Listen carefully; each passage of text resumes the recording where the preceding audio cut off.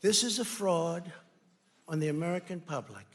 This is an embarrassment to our country. Now, for the past few weeks, I've been doing community polls on my community page on YouTube, and I'm actually really surprised with a lot of these results. I actually kind of want to argue with you guys about these results because, so if you guys do go on to enjoy this video, like and a comment will be appreciated. Subscribe to the channel. With all that out of the way, let's go ahead and jump right into the video. Alright, so let's get this one out of the way. It's in the thumbnail. Who is the better character? CJ from San Andreas or Franklin from Grand Theft Auto 5? And with 68 votes, 56% of you believe Franklin is better than CJ, CJ being at 44%. Are you guys fucking serious? You guys think CJ is worse than Franklin? Alright, Franklin had no personality outside of being the middleman between Trevor and Michael. Grand Theft Auto 5 was essentially just Michael's story, and everybody else was just kind of a part of it. Franklin was just a reactive character. He had no agency upon himself. Like, he just fucking did shit. He didn't fucking, like, come up with his own thing. He never did any of that. I guess at the very least, you can say he came up with the idea to, like, boost those cars for Devin Weston. But even then, it's like, that was such a small story beat. I think CJ is such a much better and more developed character. Granted, CJ has his own game. He doesn't have to share the game with two other people. You basically see CJ rise from the bottom to the top. And we see the same way of Franklin, but we also see how it affects CJ as well. Like, you may say, well, Tanisha did say that the money changed Franklin. Like, no, Tanisha was just trying to manipulate Franklin to get her way, basically. That's what it was. It wasn't that he genuinely changed because of the money. He's always been that way. And he had no real depth, like I said, to his character besides, oh, I need to get out of the hood. I'm so above all this. I need to get out of the hood. I need to make real money. And then CJ was so much more fleshed out. He was basically trying to win over his brother's love throughout the entire game. Let's be for real. Like, he tried to prove himself to his brother in the beginning of the game when they were still in Los Santos. And when he got exiled, he's trying to get his brother out of prison, do whatever he can to do. And, he had his own little personality, and he had such more depth than Franklin did. Like it doesn't make sense to me how you guys believe that Franklin is a better character. Like, I'm surprised it's even that close. Like, I'm surprised the results weren't like 70-30. But 44 and 56 is just crazy to me. There's no way you guys genuinely believe that Franklin is a better character. Up next, I posted this one at the time recording this earlier today, 11 hours ago.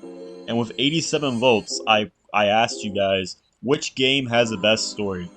Grand Theft Auto 5, Saints Row 2, or Watch Dogs? And with 87 votes, 84% of you guys said GTA 5, 6% said Saints Row 2, and 10% said Watch Dogs. Now, I'll say this about GTA 5's story.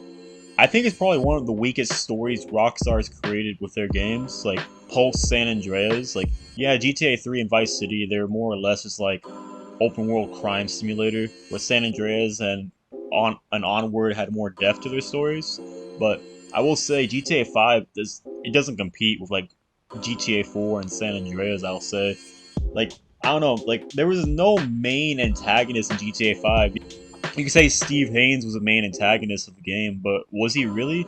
Because he just got like a one-off death. Like, if he was a main antagonist, he would have gotten Devin Weston's treatment and actually be the final boss or the final antagonist to kill in the canon ending, that being Death Wish.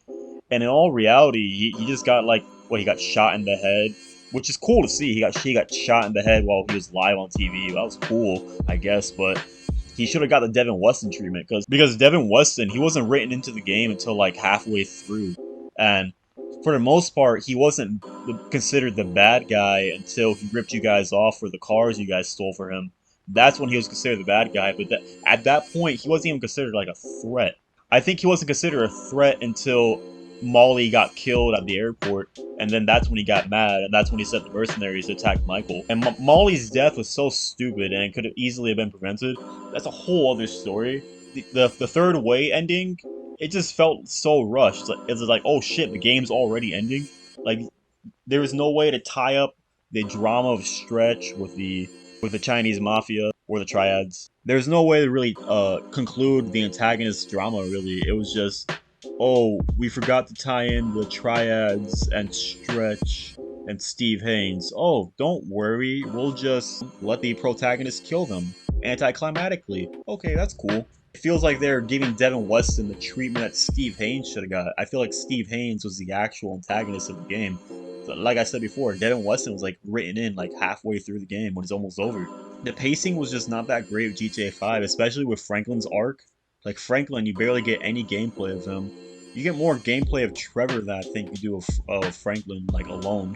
And Saints Row 2 is like probably the best open world game. Not story wise, but open world gameplay wise, it's probably the best.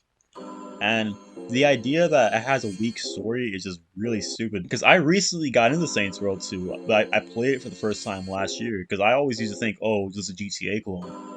And then I played it, and I'm like, oh my god, I get it. And when I played it, there's 3 factions you gotta get rid of. There's 3 gang factions you gotta get rid of. The stories are pretty compelling. I think the best storyline is probably the Ronin storyline with Johnny Gat.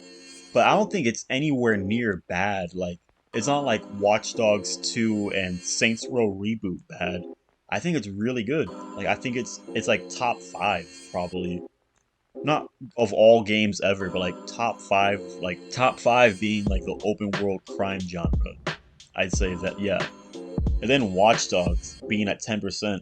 I don't think Watch Dogs is better than Saints Row 2, but I think story-wise, hot take here, I think story-wise it's better than GTA 5.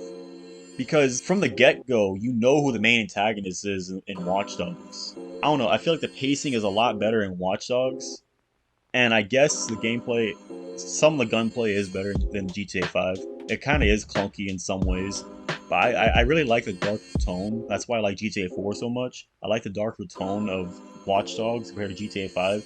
GTA 5 just felt like a parody almost. And I would say it's so much better.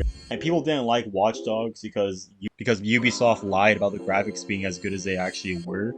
But honestly, graphics aside, even graphics still look pretty good, even for today's standards. But graphics aside, like, it is a pretty entertaining game to have fun with, and it does have a really compelling, not compelling, like, deep Shakespearean story, but it has a pretty, entertaining story, And the idea that it's, worse than GTA 5 and slightly better than Saints Row 2 is just really weird.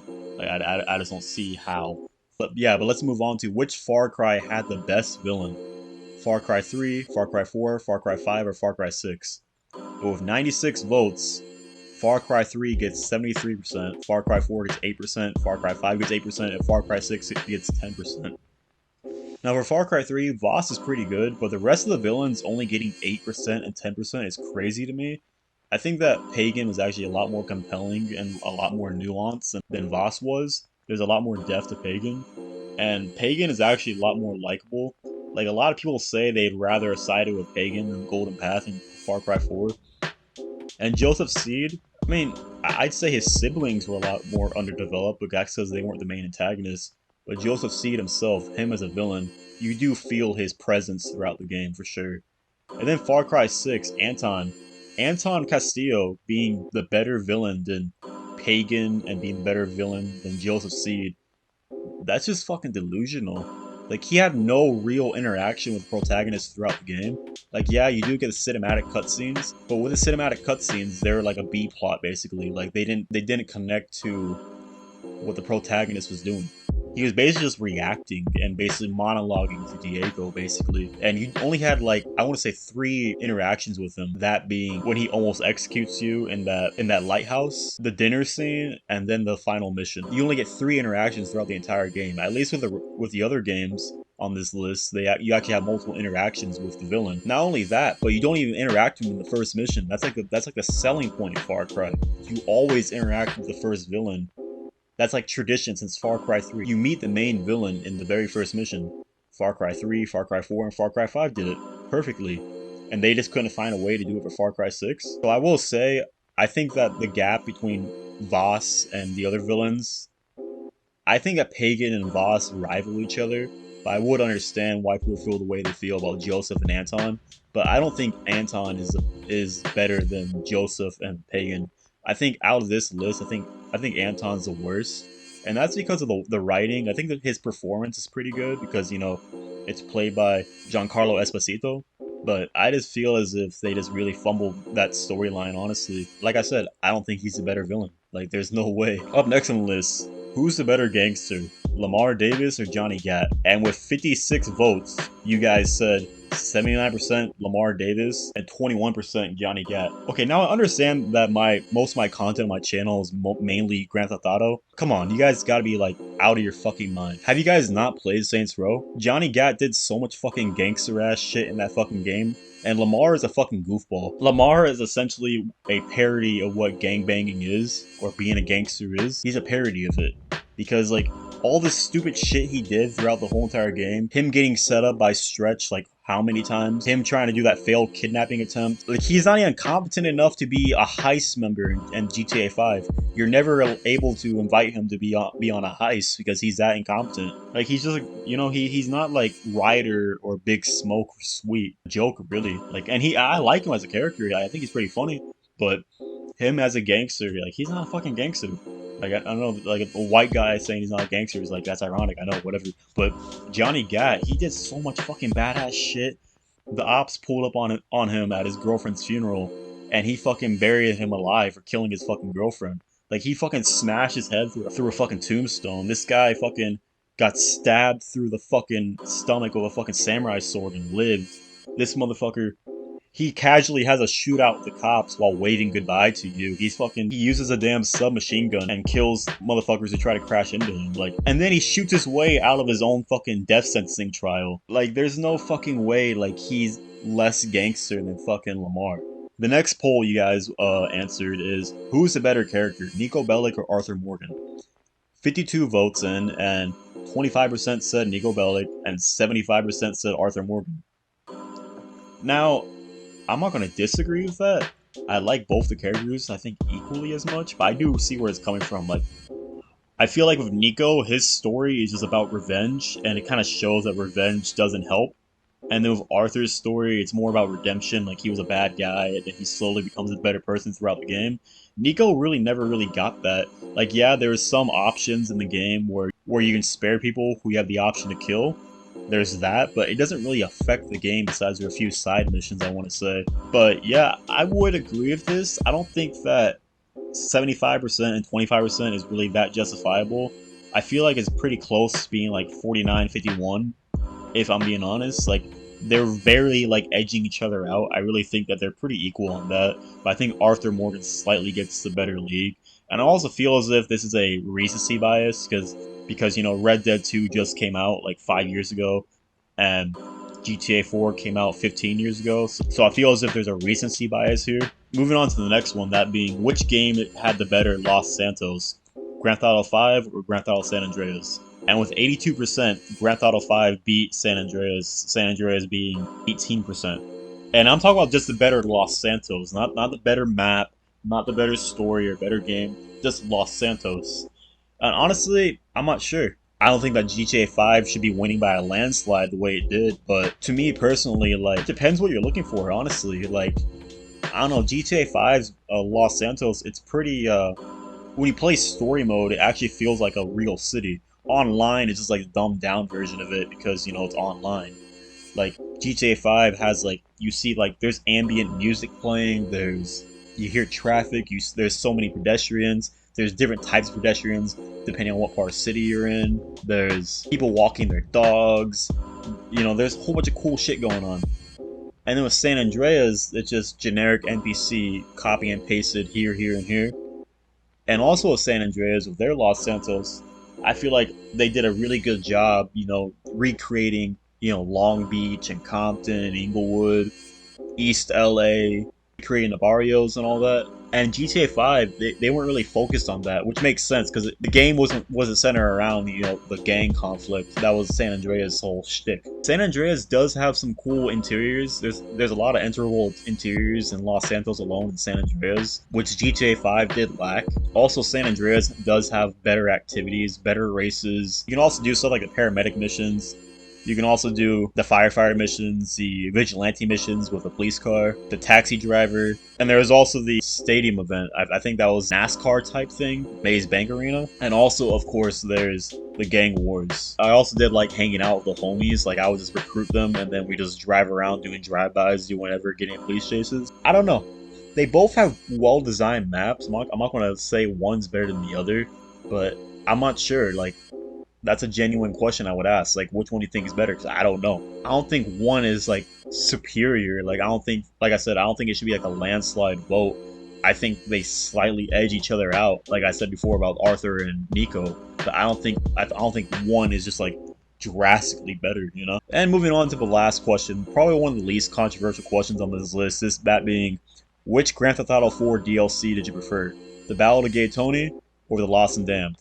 And with 40 votes, 65% of you guys said The Ballad of Gay Tony, and 35% of you guys said The Lost and Damned. And yeah, it's pretty obvious. Better guns, better music, better aesthetic, you know, better side missions. I don't know. And it's even just a story is better. If we're talking about just a story, I would definitely say The Ballad of Gay Tony is like leagues above The Lost and Damned. After playing the game in release order, like playing GTA 4, then playing episodes of Liberty City Stories, that being, you know, The Lost and Damned, Ballad of Gay Tony, yeah, I would say Ballad of Gay Tony easily. Like, landslide, like, there's no contest, because, like, GTA 4 has a really dark, you know, aesthetic, it has a dark tone to it, it's really dark about the, like, it's a really dark game, you know? It's really about, like, the underbelly of crime in Liberty City, you know? And with GTA, The Ballad of Gay Tony, when you play that, it's like a breath of fresh air. Like, oh my god, yeah, GTA 4's story was really dark. And like, if you like GTA 4's story, or if you didn't like it, you gotta agree, playing The Ballad of Gay Tony is such a breath of fresh air. And then we play The Lost and Damned, it's like, bro, this is so fucking, like, it goes from dark to just fucking depressing. It's like, oh my god, like, I'm being betrayed, so many people are dying around me, oh my god, we're getting fucked over every fucking, like, I want to say The Ballad of Gay Tony, spoilers, I want to say The Ballad of Gay Tony is probably the only game in the entire GTA 4 trilogy that has a happy ending. All your loose ends are cut, and then GTA 4, like, it has, like, depending on which ending you got, and depending on how attached you are to certain characters, the ending can be sad, but not really. It's more or less bittersweet, and then with The Lost and Damned, you're like, fuck, man, that sucks. Like, it sucks we had to do that, and it sucks that happened, you know? But yeah, I think I will say 100% Ballad of Gay Tony is so much better than Lost and Damned there every other way. But if you guys are going to enjoy this video, like and comment, really appreciate it. Subscribe new to the channel. I did have a lot to say about this, especially with the CJ and Franklin thing. That was fucking bullshit. You guys had me fucked up in that one. But yeah, that's probably why this video is so long. But yeah, like I said before, if you guys did go and enjoy this video, like and comment, we appreciate it. Subscribe new to the channel. With all that out of the way, I'll see you guys in the next video. Take care, everybody.